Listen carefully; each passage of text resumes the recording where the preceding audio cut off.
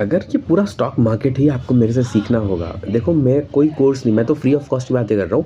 आपको क्या आ गए ना आप स्टॉक मार्केट बेचने में और पैसे कमाओगे, आप मेरे को स्टॉक्स बेचना चाहते हो, कोर्सेज सेल करना चाहते, नहीं भाई मेरे को कोई कोर्स सेल नहीं करना है, ना मेरे को किसी से कोई पैसे लेने हैं।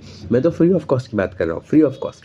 अगर आपको मेरे से सीखना है, आपको समझना है कि ये ट्रेंड एनालिसिस कैसे होता है, ये होता क्या है, प्राइस एक्शन कैसे समझते हैं, कैसे हम कम समय में ज़्यादा पैसा बना सकते हैं, कैसे हम लंबे टाइम तक अच्छे स्टॉक्स को सस्ते में बाय कर सकते हैं, टेक्निकल एनालिसिस में दम है।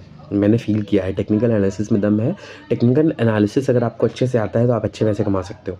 मैं कहता हूँ आप दिमाग लगाओ बनिएगा, बट टेक्निकल एनालिसिस को यूज़ करते हुए तो आप अच्छे पैसे सच में कमा सकते हो स्टॉक मार्केट में।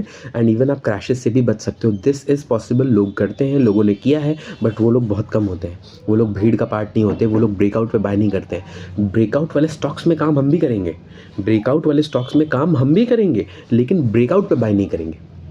यानी कि देखो पूरी दुनिया जो ब्रेकआउट पे बाय कर रही है वो बेवकूफ़ नहीं है। हम जो इन्वेस्टर्स होते हैं हम उन्हें बेवकूफ़ समझ लेते हैं, लेकिन वो लोग बेवकूफ़ नहीं है, उनका तरीका गलत है। समझे? तो तरीका हमारा अपना होगा, लेकिन काम हम उन्हीं स्टॉक्स में करेंगे जिनमें ब्रेकआउट्स हो रहे होंगे। इन दिस वे हम लोग सस्ता भी बाय करेंगे, लेकिन हम लोग पैसा भी कमाएंगे।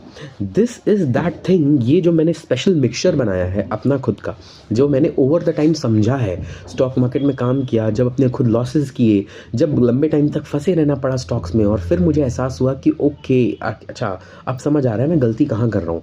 एक्चुअली मुझे डाउन ट्रेंडिंग स्टॉक्स में काम ही नहीं करना है, मुझे स्टॉक्स में काम उन्हीं करना है जो अप ट्रेंडिंग होंगे। बस फ़र्क यही है कि उन अप ट्रेंडिंग स्टॉक्स में जब ब्रेकआउट होता है उस टाइम पे बाय नहीं करना है, मुझे उन्हीं स्टॉक्स में बाय करना है जिनमें ब्रेकआउट्स हो रहे हैं, जो अप ट्रेंडिंग है, बट सही तरीके से बाय करना है। समझ रहे हो?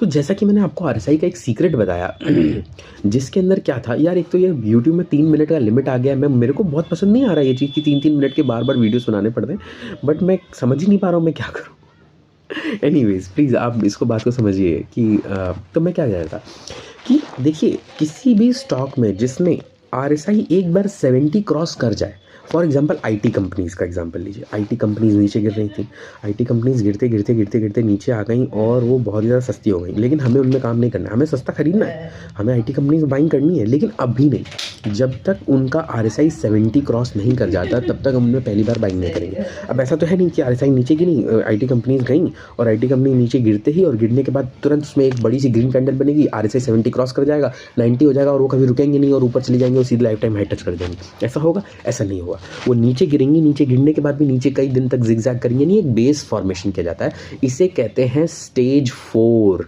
This is known as stage 4। मैं आपको सब समझाऊंगा क्या होता है स्टेज 1, स्टेज 2, स्टेज 3, स्टेज